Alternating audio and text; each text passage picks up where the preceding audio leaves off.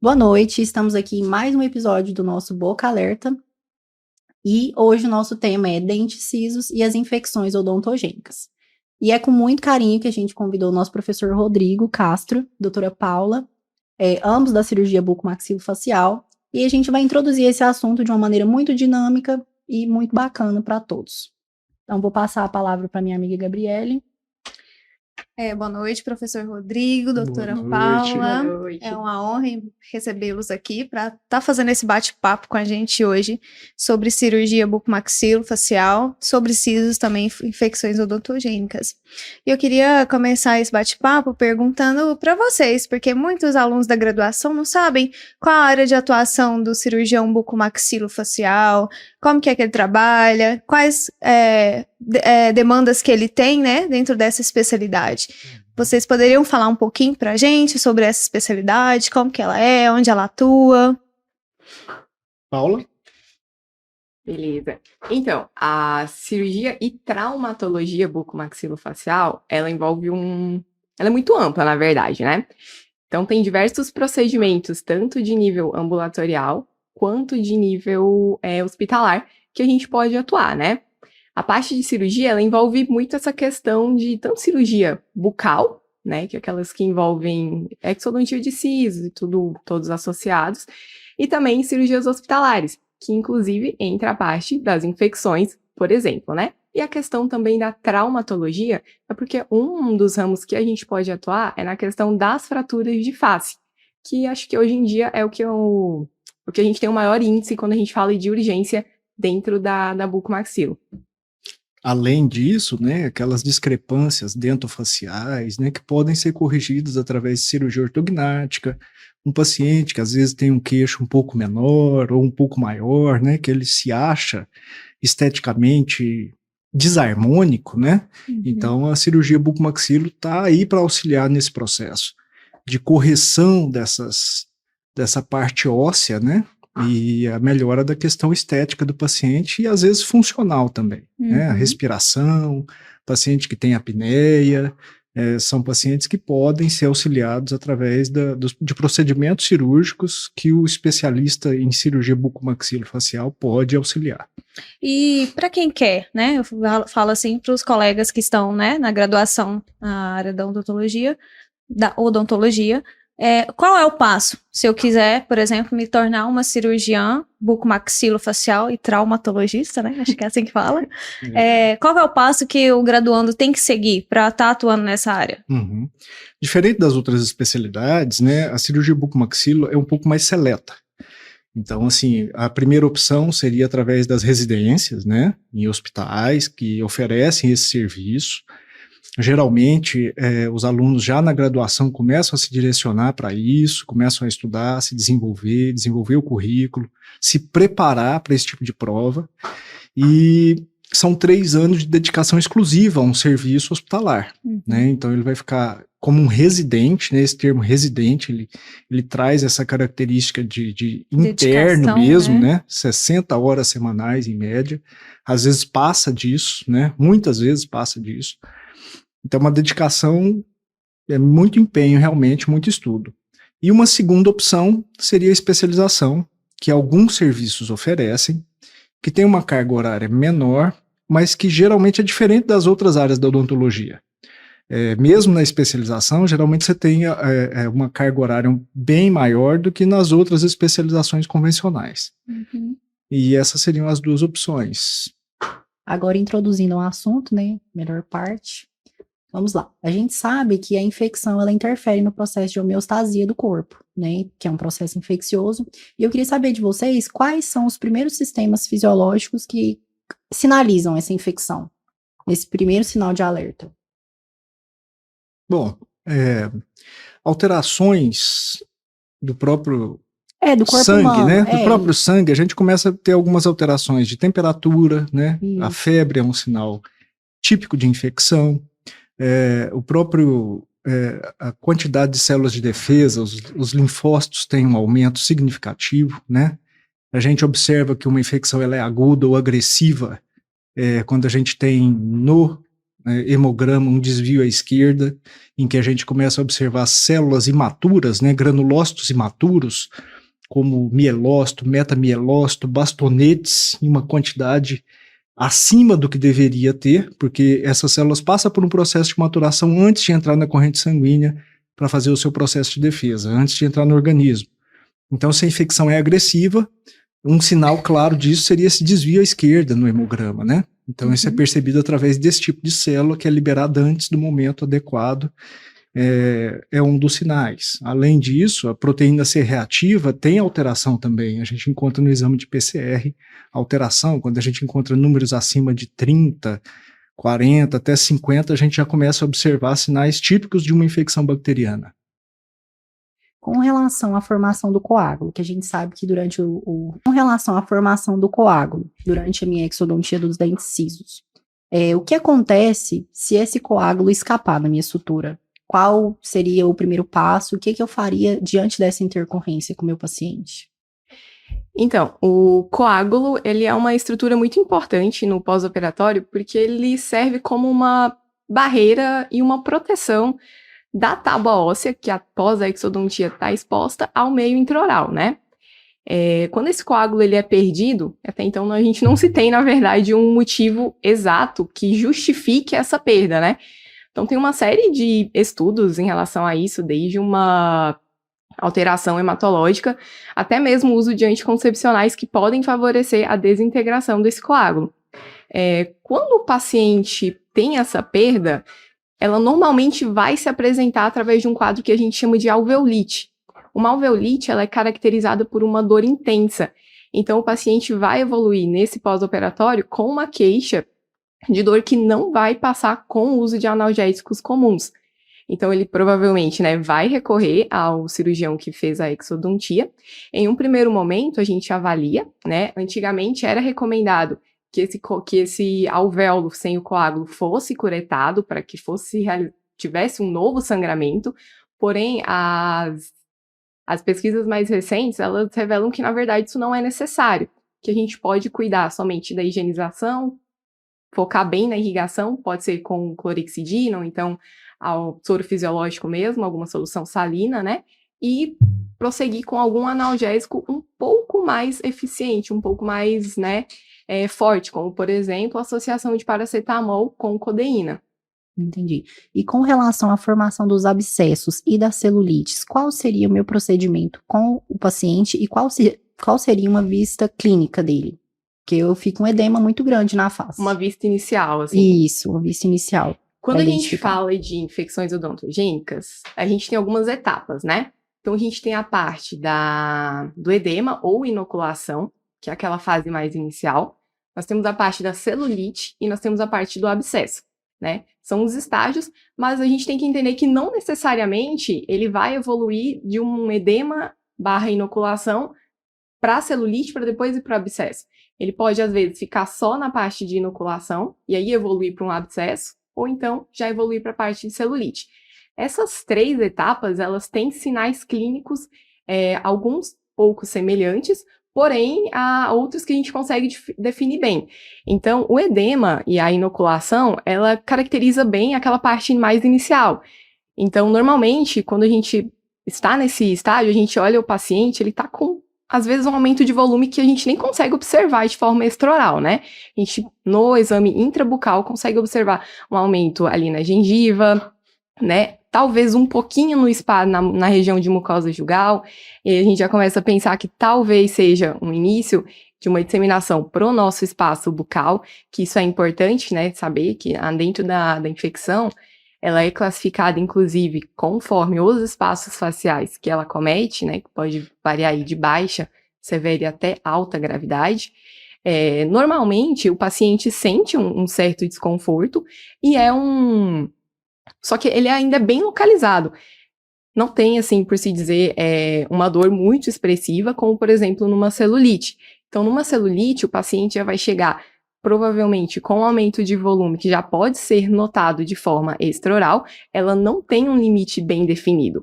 Então, por exemplo, num abscesso, a gente consegue definir até onde ele vai, a gente tem uma facilidade maior. A celulite não. A celulite ela é muito difusa, ela não tem bordas.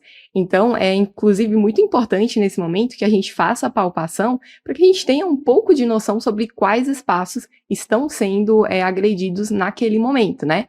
Enquanto o abscesso, ele consegue ser mais localizado, ele é um pouco mais amolecido que a celulite também, e ele tem uma característica muito específica, que é ter o centro um pouco amarelado, ao contrário da celulite, que ela é somente avermelhada, né? A celulite costuma também ser um pouco mais dolorida que o abscesso, né? E o abscesso, se você for e fizer algum tipo de punção, você vai verificar que tem uma presença de secreção purulenta. Drenagem, né? Isso, porque se trata de um processo um pouco mais crônico. A celulite, ela é mais aguda, né? E ela não tem a presença dessa secreção. Então, se você for fazer uma punção lá, provavelmente você não vai verificar aquela secreção mais amarelada. Doutor Rodrigo, com relação à comunicação bucosinusal, pensando em extração de terceiros molares, a gente sabe que para fazer esse tipo de comunicação é um procedimento mais forte, né? Como é que a gente reverte esse procedimento no meu paciente? Quando acontecer, se acontecer? Uhum. Me permita só acrescentar citar um caso clínico que aconteceu recentemente comigo. A gente solicita muito tomografia para pacientes de terceiro molar, muitas vezes relacionado a terceiros molares inferiores.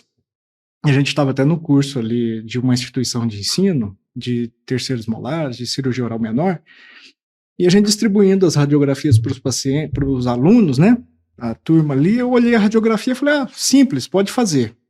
E era um paciente de 30 anos, bem magro, assim, bem longilíneo, e eu olhei a radiografia, assim, uma panorâmica, né? A gente olhou um pouco mais rápido, assim, eu falei, não, tá tranquilo, superior. E ele tinha uma exostose por vestibular, bem ampla, assim. Eu falei, não, esse paciente aqui é remover o osso que vai ser tranquilo, né? E ele tinha uma pneumatização por vestibular, bem extensa, na lateral do terceiro molar. Então, na hora que começou a osteotomia, houve uma comunicação bucosinusal. Então, apesar de geralmente acontecer em casos de maior esforço, como você citou, realmente isso faz sentido, há algumas exceções, alguns pacientes com uma pneumatização maior do seio, né? E a gente pode se deparar com circunstâncias que nos surpreendem, às vezes, mesmo depois de tanto tempo atuando nessa área. Então, mesmo nessa circunstância, a gente tentou, num primeiro momento, buscar a bola de Bichat como uma alternativa para tentar fechar essa comunicação bucosinusal. É uma opção interessante, mas em pacientes quando são muito magros, você pode ter uma certa dificuldade de encontrar esse tecido, e quando encontra, a quantidade pode não ser suficiente para que você oclua ou faça a obliteração por completo. Então, nesse caso, optou-se por fazer uma sutura por primeira intenção. Foi suficiente, né? Porque ele era incluso, era um dente incluso. Então, foi suficiente para coaptar os bordos, e a cicatrização ocorreu de forma satisfatória. Outros casos de comunicação bucosinusal, em que a gente às vezes não dispõe da bola de Bichat, um recurso interessante, a gente pode trazer o retalho pediculado. A gente usa muito isso na periodontia também, como recurso, né? E de preferência já um tecido queratinizado do palato. Então, aquela região onde se coleta tecido conjuntivo para enxertos gengivais, tanto para recessões, retrações gengivais, ou para próprio implante imediato, alguns casos que a gente utiliza, a gente pode fazer um retalho pediculado e fazer o deslocamento desse retalho pediculado cobrindo a região da comunicação bucosinusal, desde que o diâmetro dela permita, né?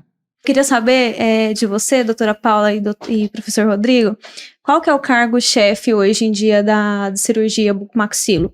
Tanto no aspecto de consultório, quanto no aspecto hospitalar. O que vocês mais fazem? Quais são os procedimentos mais realizados? Tá, como é pessoal, primeiro as damas, vou deixar a Paula. Obrigada, doutor Rodrigo. Eu acredito que tem uma diferença muito grande entre serviço público e serviço particular. Então, é interessante que a gente faça essa divisão, né, quando a gente fala sobre frequência, porque cirurgias hospitalares no particular, normalmente a frequência é muito maior que sejam cirurgias estéticas, né, como a própria ortognática, ou até mesmo cirurgias voltadas para os distúrbios da articulação temporomandibular. que normalmente são cirurgias que a gente não vê muito no serviço público, né? Quando a gente fala da bucomaxilo dentro do Sistema Único de Saúde, a maior frequência de casos estão associados a traumas de face e também a infecções odontogênicas, né? Isso com certeza varia muito, até mesmo conforme local geográfico, né? Então, a gente tem uma variação muito grande aqui no Brasil, até mesmo nesse tipo de incidência. E quando a gente fala de cirurgia ambulatorial, também tem uma grande variação, porque eu, inclusive, conheço alguns cirurgiões que não fazem mais siso, né? Obviamente, estão num patamar bem elevado, e eles optaram por simplesmente não fazer mais. Mas eu acredito, sim, que o carro-chefe na cirurgia ambulatorial dentro da bucomaxilo seja a exodontia de siso, né? Inclusive, tem alguns professores meus que gostam de falar que a exodontia de terceiros molares na bucomaxilo é o pão com ovo do cirurgião. É verdade. A bucomaxilo, ela tem um universo bem amplo, né? Então, tem uma série de opções em que o profissional pode fazer escolhas. Não é porque ele é bucomaxilo que necessariamente ele vai ter que atuar em todos os flancos, as opções de atuação, né? Alguns cirurgiões bucomaxilo se direcionam para a parte de implante, para a parte ambulatorial, nem todos se dão bem dentro de hospital, alguns já preferencialmente fazem opção pelo hospital, pelo trauma, pelo serviço público, por ATM, por ortognática. Então, assim, você vai encontrar diferentes profissionais com diferentes rotinas, né? Alguns vão para a parte docente também, para a parte de docência, então isso é variável. Dá para atuar em muitas áreas, Tem né? muitas opções de atuação e tem ampliado ainda mais. Paula, com relação às infecções odontogênicas e o abscesso infraorbitário, existe uma relação direta dessa infecção com o comprimento das raízes? Existe alguma relação direta que liga esse abscesso? Sim, existe, e isso é justificado pela nossa própria anatomia. Então, os nossos espaços faciais, eles têm limites anteriores, posteriores, mediais, laterais. Quando a gente fala do espaço infraorbitário, de uma forma bem específica, tem um dente que ele tem uma probabilidade muito maior de acometer esse espaço exatamente por conta do comprimento da sua raiz, que é o canino, né? Então, o canino, ele tem uma raiz muito mais robusta e muito maior do que a dos seus dentes vizinhos, né? Então, ele tem uma tendência maior a ultrapassar um limite muscular e acabar entrando na disseminação para o espaço infratemporal, aliás, infraorbitário. Esses espaços são divididos em espaços primários e espaços secundários. O espaço canino, ele tem uma característica de ser um espaço secundário maxilar. Ele, quando atinge a órbita, ele tem um potencial para que essa infecção progrida, né, para os espaços mais profundos, com uma agressividade maior do que outros espaços primários da maxila. Dr. Rodrigo, antes de fazer a exodontia dos terceiros molares, são solicitados alguns exames, dentre eles a tomografia, para verificar a questão do canal, né, da mandíbula, pensando em questão inferior. O que acontece se no meu laudo vier que o meu elemento dentário não está encostando no canal e na hora da parte clínica ele estiver encostando no canal? Qual é a minha conduta? O que eu deveria fazer para evitar qualquer complicação e dano para o meu paciente?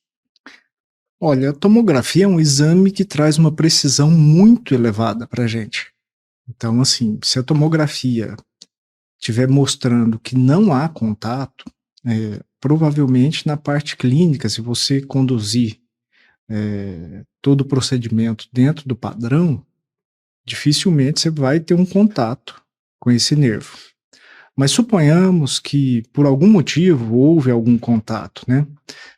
A gente tem como opções, após a cirurgia, de prescrever alguns medicamentos, que a literatura é um pouco controversa enquanto a isso, mas que a gente busca oferecer para o paciente, porque assim, já que não, se há alguma dúvida se é eficiente ou não, também há dúvida se ele tem benefício. Então, assim, tenho certeza que se algum dia a gente for julgado por isso diante de um tribunal, em alguma circunstância, o juiz vai te perguntar se tem dúvida se é bom ou ruim, por que não prescrever, né?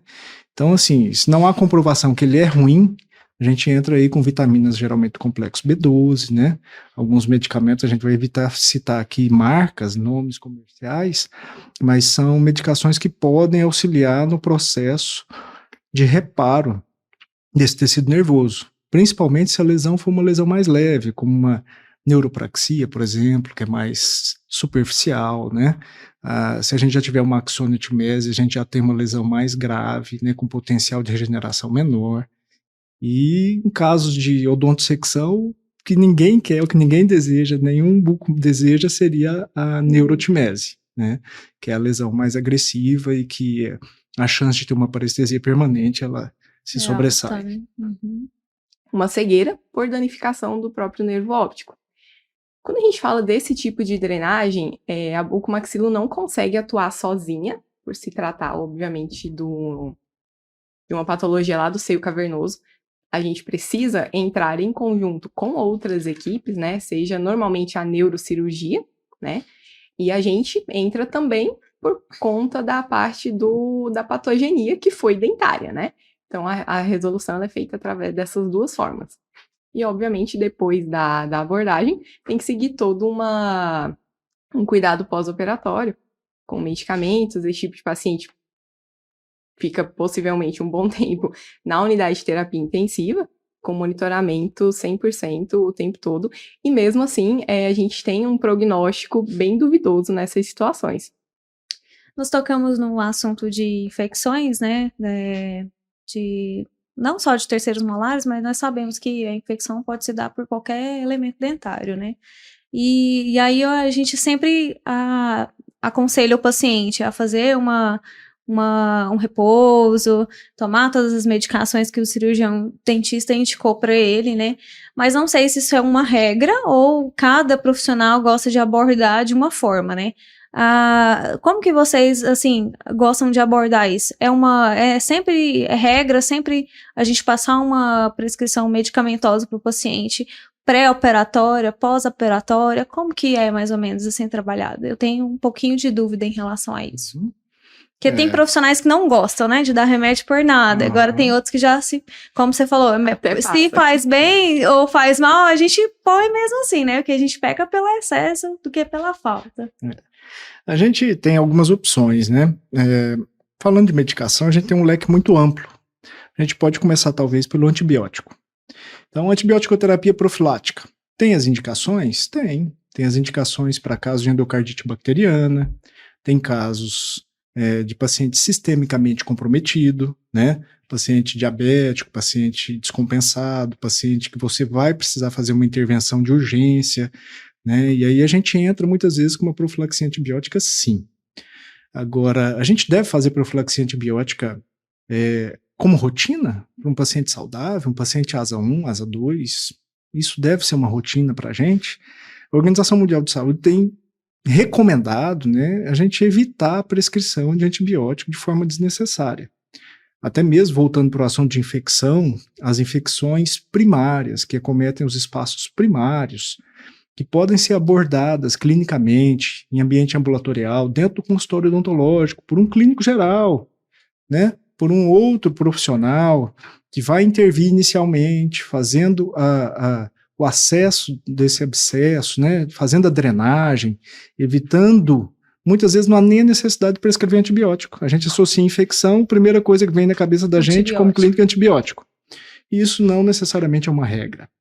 Então, qual que é o melhor antibiótico para um paciente que tem um abscesso pequeno no rosto? Seria a drenagem desse abscesso. Seria a melhor antibiótico-terapia, seria remover o foco de infecção. Então, a prescrição de antibiótico a gente tem que rever, porque a Organização Mundial de Saúde tem dito que nos próximos 20 anos nós teremos uma quantidade de micro-organismos resistentes muito elevada. Então, assim, a gente tem que ser criterioso, sim, na prescrição de antibióticos. Agora, mudando de antibióticos, falando de outros medicamentos, a gente geralmente entra com analgesias preemptivas. O que é isso? São analgesias antes do procedimento. Então, eu posso sim passar um anti-inflamatório, passar sim um analgésico, passar uma dexametasona, um esteroidal, previamente para o meu paciente e fazer um ataque na minha nocicepção, né, que é toda aquela percepção nervosa do início do processo da produção de prostaglandinas, toda aquela cadeia que vai ser desenvolvida através da agressão tecidual, e isso desencadear o mínimo de dor para o meu paciente. Então, não basta anestesia, eu tenho que pensar nele na hora que a anestesia estiver passando. Todo medicamento que ele puder tomar de forma prévia e pós-operatória é fundamental. Quando a gente fala de surgimento de alveolite ou daquela osteite alveolar que acontece, muitas vezes está relacionado ao rompimento desse coágulo entre o terceiro e o quarto dia. Então, se o paciente toma os cuidados, porque ele passa 2 dias, já teve uma melhora grande, ele acredita que ele já pode jogar futebol, retomar a rotina dele. Então, o pós-operatório é fundamental que o paciente siga, sim, as nossas recomendações de prescrição medicamentosa, de cuidados pós-operatórios. E não é porque já desinchou, ou porque nem inchou, porque o paciente está bem, que ele já está liberado para retomar toda a rotina, ir para academia, fumar, né, outros hábitos, outras medicações interferem, né, como a Paula falou dos contraceptivos. Doutora Paula, pensando em infecções, essas infecções podem se espalhar para tecidos moles do pescoço e da face?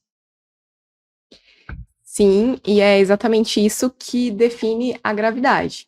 Então, ela se inicia nos nossos espaços de baixa gravidade, que são aqueles que estão associados à gengiva, por exemplo, que é o nosso espaço vestibular, e elas podem, dali, acabar rompendo a cortical óssea e se disseminar para diversos outros locais. É inclusive dessa forma que elas podem chegar no seio cavernoso, assim como no mediastino, né? Então, elas conseguem descer até mesmo, não somente para o pescoço, mas lá para a região do tórax. Quando a gente fala de pescoço, a gente tem os nossos espaços de alta gravidade. Só que elas não chegam lá, assim, de primeira, né? Então, tem todo um processo de evolução até lá. O paciente, um paciente saudável, ele demora um pouco mais para chegar nesse patamar, né? Porém, um paciente que tem alguma comorbidade, né, que seja de alguma forma mais suprimido, ele pode evoluir de um dia para o outro, né?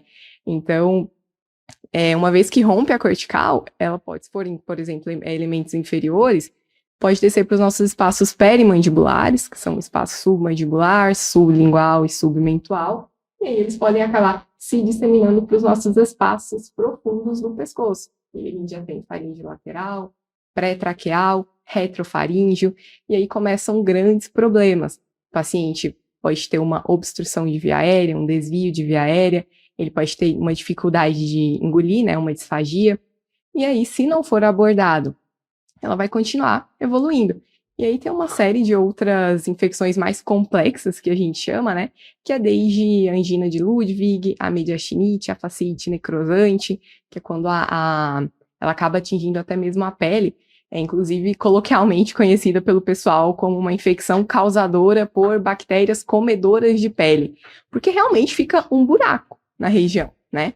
Então ela pode sim, e tem esse potencial de se disseminar para toda a face, inclusive para regiões intracerebrais, pescoço e tórax também.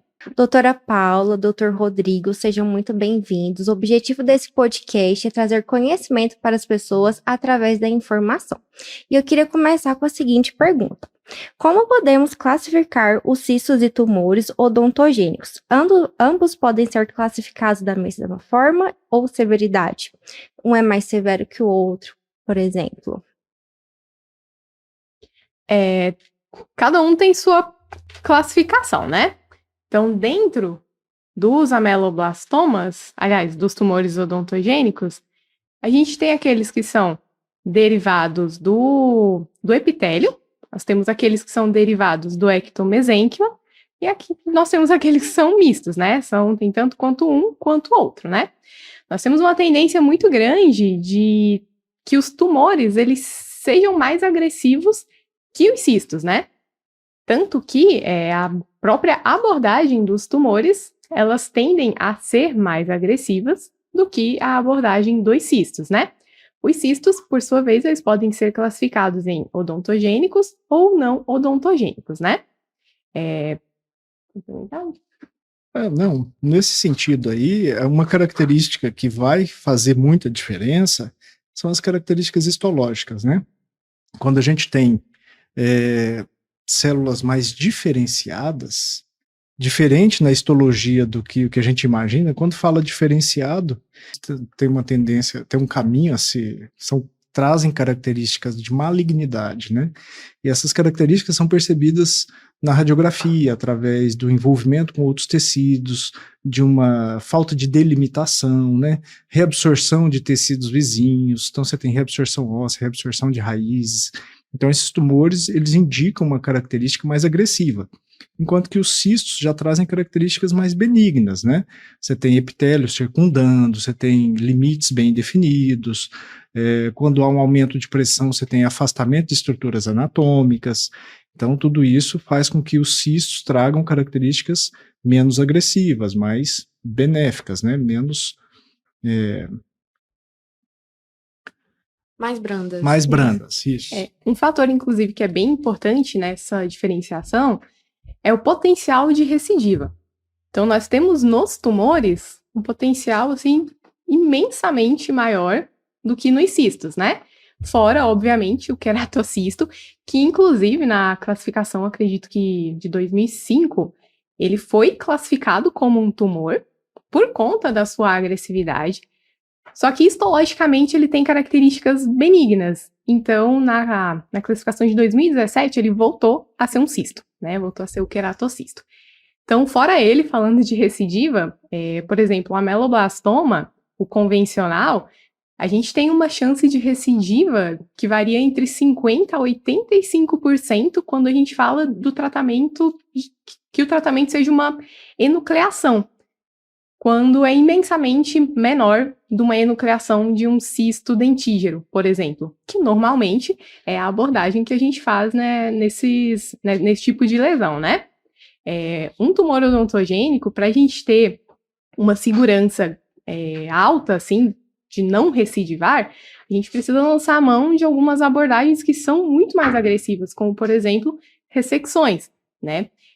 Ressecção é a gente tirar parte do osso afetado, ou então tirar até mesmo em totalidade. E aí já entra, né, consequentemente, as reconstruções. E aí tem diversas formas que a gente pode reconstruir.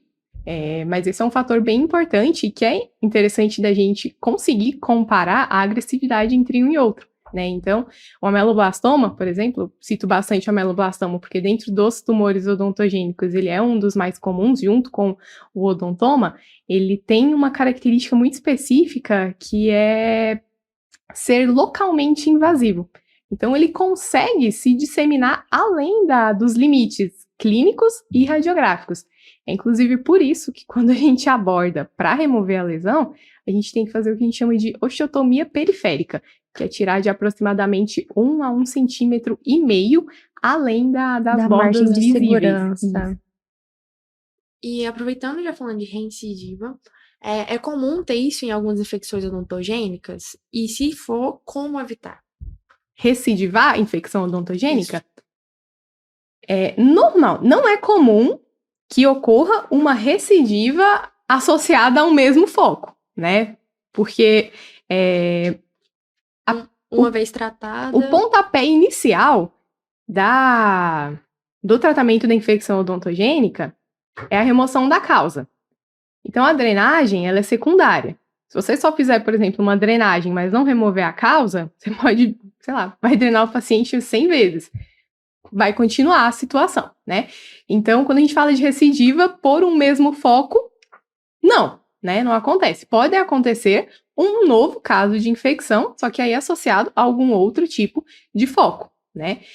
O que acontece nesse caso, talvez não é, na verdade, uma recidiva, mas sim uma resistência, é que mesmo quando a gente aborda com drenagem, a gente aborda removendo o foco, a gente não tem uma melhora do paciente. Mas aí entra toda uma série de fatores associados ao tratamento, e inclusive aos antibióticos, igual o professor Rodrigo citou anteriormente, que vão afetar essa situação.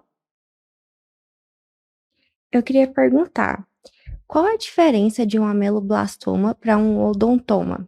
Como eles podem ser tratados? O odontoma, ele é um tumor misto, né? Enquanto o ameloblastoma é um tumor epitelial. Quando a gente fala de tratamento, Eles seguem basicamente o mesmo padrão. Só que o odontoma, ele não tem tanto essa característica de se infiltrar nos arredores. Então, às vezes, a gente precisa de um grande acesso para chegar até ele, mas a gente não tem que necessariamente ir tirar um pedaço do osso. A gente consegue acessar, fazer a remoção dele e pronto. Ao contrário ele não vai ter, assim, uma chance de recidiva tão alta, mas tem mesmo assim, né, comparado ao ameloblastoma. Sobre extrações de silos. O que é mais grave no cotidiano que ocorre que pode gerar alguma lesão no paciente? O siso ter nascido de forma diferente, ele tá anquilosado? Qual que é mais grave que ocorre mais? Alguns fatores favorecem e outros desfavorecem a cirurgia de terceiro molar. Fatores como dilaceração radicular, ápices mais amplos, né, divergentes, posicionamento disto-angular, posição, por exemplo, dos inferiores em relação ao ramo da mandíbula, são fatores que podem complicar e dificultar a cirurgia, né? Claro que o planejamento antes de intervir vai te facilitar bastante, né? Se você estiver preparado, inclusive para as possibilidades de intercorrências. Mas, de forma geral, esses fatores são fatores que complicam, de alguma forma, a cirurgia e o pós-operatório do paciente.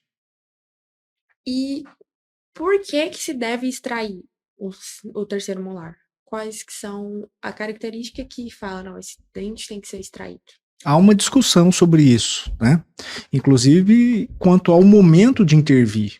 Existem propostas de extração de germe de terceiro molar aos 9, 12 anos, mas fica a dúvida, será que esse paciente vai crescer o suficiente para que esse terceiro molar irrompa, para que ele nasça na boca, né? Tem espaço, vai surgir espaço suficiente no futuro para que esse dente possa vir a ocluir, ter função na boca? Então isso cabe discussão sim, mas alguns fatores genéticos podem dificultar a evolução desse dente, de tal forma que ele faça o giro, que muitas vezes durante a formação dele é horizontal, e ele vai fazendo o giro até entrar na posição vertical para que ele rompa. Doutores, quando o terceiro molar ele está muito rente, muito próximo ao canal da mandíbula, o que vocês sugerem para a extração dele? Nós temos algumas técnicas que são alternativas à remoção total do dente, né? Então, quando a gente verifica, por exemplo, tomograficamente, que a raiz está intimamente associada, se essa raiz não tiver nenhum processo patológico, inflamatório associado, a gente pode, às vezes, propor para o paciente, e obviamente, né, se for cirurgicamente possível, lançar mão do que a gente chama de coronectomia. Nesse procedimento, a gente faz somente a remoção da coroa e a gente sepulta a raiz lá dentro. Só que é um procedimento muito criterioso, porque a gente precisa remover a raiz, a coroa, mantendo total integridade da raiz. Então, idealmente, a gente não pode luxar ela, né? E essa, normalmente, é uma das partes mais complicadas e que, quando a pessoa não tem uma experiência já nesse tipo de situação, às vezes acaba luxando a raiz, mesmo que parcialmente, e deixa lá sepultada, né? E um dos critérios pro sepultamento de raiz é que ela esteja totalmente aderida no osso. Porque se a gente não remover a raiz, concorda comigo que a gente não vai agredir o nervo alveolar inferior de forma alguma. Então essa é uma das abordagens que a gente pode ter.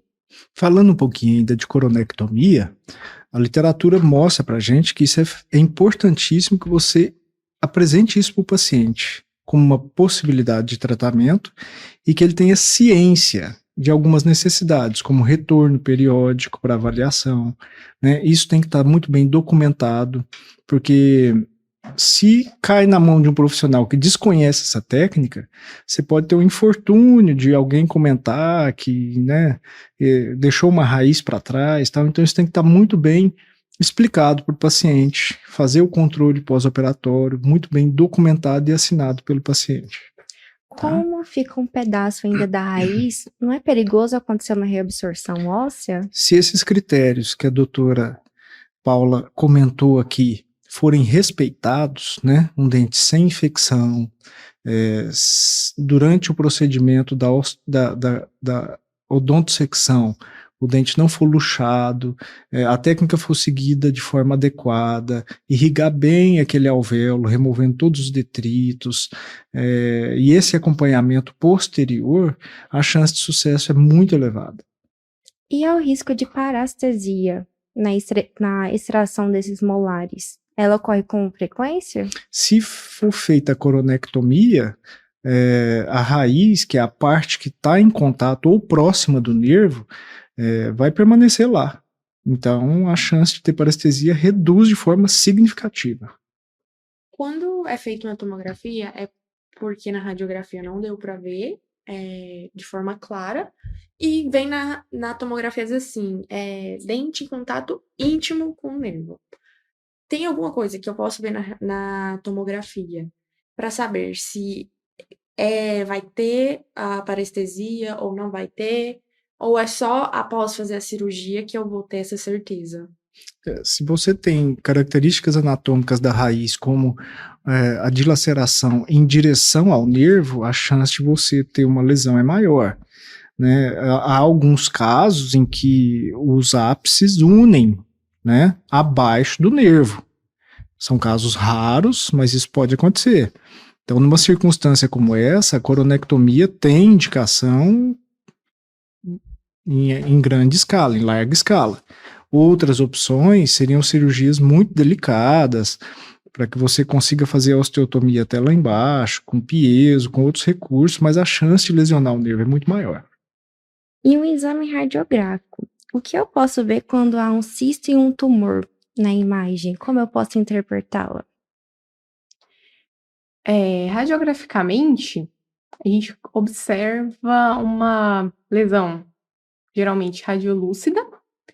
Quando a gente fala de cistos, é muito comum que ela venha com uma borda radiopaca bem definida, que seria o epitélio do próprio cisto, né? Cistos maiores, eles podem até apresentar uma impressão de ser multiloculares, né? Aí não seriam somente une, né? A gente conseguiria ver várias bolhas no interior, mas isso aí seriam aquelas lesões bem mais expansivas, né?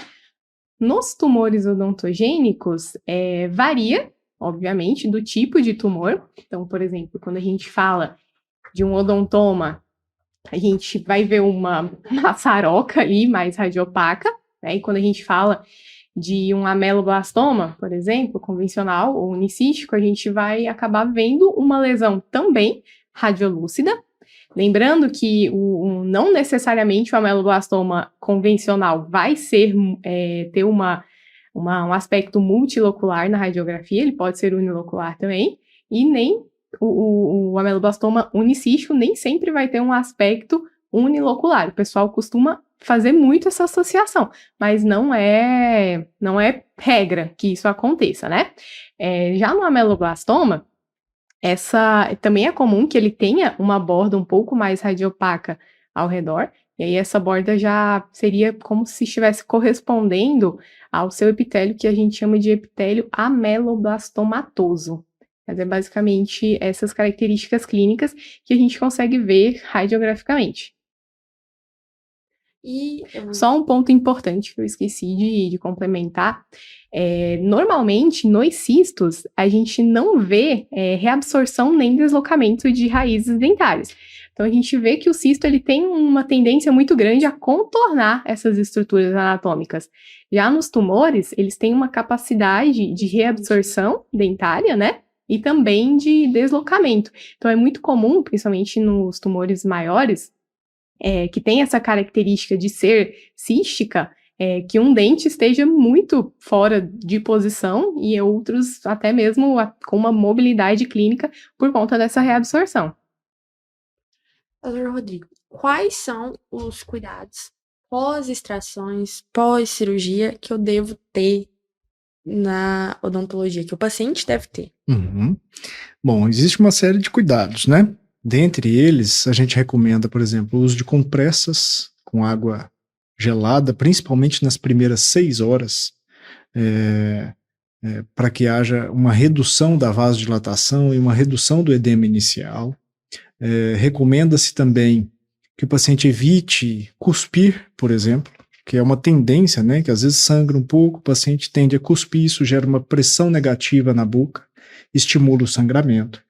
O paciente deve ficar em repouso, geralmente na sua residência, na sua casa, ele vai procurar deixar sempre a cabeça mais elevada que o corpo, né, usando travesseiros, almofadas, de tal forma que ele fique em torno de 30 graus de inclinação, com a cabeça mais alta que o corpo, e evitar esforço, né, peso, exposição a fontes de radiação de calor, não pode mexer com forno, não pode ficar exposto ao sol, né, são recomendações que geralmente a gente passa para os pacientes. E quais são os sinais de complicação pós-extração que o paciente tem que ficar atento? Uhum.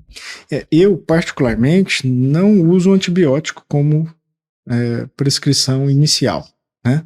Então, eu faço terceiro molar, passo anti-inflamatório, analgésico. Então, um sinal de preocupação é se o paciente, após 2, 3, 4 dias, nos primeiros 2, 3 dias, é normal ele sentir dor, né? Que faz parte do processo inflamatório. Essas primeiras 48 a 72 horas há um processo inflamatório que vai ser instaurado ali, que vai ser o próprio processo cicatricial ali. Agora, quando o paciente já passou do terceiro, do quarto dia, entre o quarto e o quinto dia, ele manifesta dor, com febre, com secreção, isso é um sinal preocupante. Aí a gente tem que chamar o paciente de volta no consultório, fazer uma reavaliação. Se for necessário, a gente pede um hemograma para ver como é que está o nível de leucócitos, faz uma irrigação do local, né? Geralmente com uma solução de clorexidina diluída, e nesse acompanhamento a gente vai avaliar dentro do perfil desse paciente de resposta imunológica se há necessidade ou não de prescrição de antibiótico. Existe alguma contraindicação para a extração de sisos? Existem algumas contraindicações. Uma delas seria a presença de tumores, né? Se há presença de cisto ou tumores, a gente tem como característica uma contraindicação para extração desse siso em ambiente ambulatorial, dentro do consultório. Provavelmente, se há um tumor ali, isso vai ser feito em ambiente hospitalar e lá no hospital provavelmente vai ser removido o dente também. Outro fator que é uma contraindicação seria o uso de alguns medicamentos. E, dentre eles, a gente tem os bifosfonatos, que é um grupo de medicamento que reduz o metabolismo ósseo, né, a atividade osteoclástica e osteoblástica, e a gente passa a ter um risco significativo, dependendo do tempo de uso desse medicamento, se ele é endovenoso ou se é por via oral, e dependendo de quanto tempo o paciente faz uso desse medicamento, de ter uma osteonecrose, né, é um risco maior. Se o paciente é hemofílico, por exemplo, é uma contraindicação também para a gente fazer o terceiro molar em ambiente ambulatorial. E alguns outros, você lembra de mais algum, Paula? Tem alguns que são mais comuns associados a características do paciente, como, por exemplo, idade. Então, a gente tem estabelecido que um paciente que já é mais idoso, que tem um siso ainda em boca, e que não tem nenhum processo patológico associado, não sente dor, nem nada, ele não tem uma indicação de ser removido, porque a chance dele dar um problema, né, naquela altura da vida é muito baixa. E a gente sabe, né, que conforme o paciente, conforme a pessoa envelhece, a gente tem uma redução do nosso espaço periodontal, nosso ligamento, né? Então, consequentemente, a cirurgia torna-se um pouco mais agressiva, com um grau maior de morbidade. Então, quando a gente pesa isso, o benefício não vai ultrapassar o risco. Então, essa é também uma das contraindicações. Na verdade, assim, só complementando, a gente tem que tomar cuidado com os extremos de idade, tanto o paciente que tem uma idade mais avançada, quanto o paciente que é muito jovem também, há às vezes contraindicação de remover o siso. Tá? Quais fármacos anestésicos são indicados para extração de siso? Tem uma quantidade exata? Algo em específico? A gente tem duas fontes na literatura, uma delas é o Eduardo Dias de Andrade, que traz as concentrações no nosso país, no Brasil, e o Malamed, que traz as indicações na América do Norte. Então, hoje, em média, assim, a lidocaína, por exemplo, o limite máximo seria em torno aí de 8,3 tubetes por paciente, um paciente em torno de 70 quilos, tá? Já nos Estados Unidos, a dosagem é um pouquinho maior, ela chega a quase 11 tubetes, mas como a gente está aqui no Brasil, a gente segue a legislação daqui e as recomendações daqui. Aí pode ser tanto a lidocaína como a articaína, né? Depende da necessidade, às vezes a associação das duas, né? Você faz um bloqueio com lidocaína, faz uma terminal infiltrativa com articaína, e são opções interessantes. Inclusive essa questão da dosagem máxima, é importante reforçar que é indicado, porque nós temos um cálculo, né?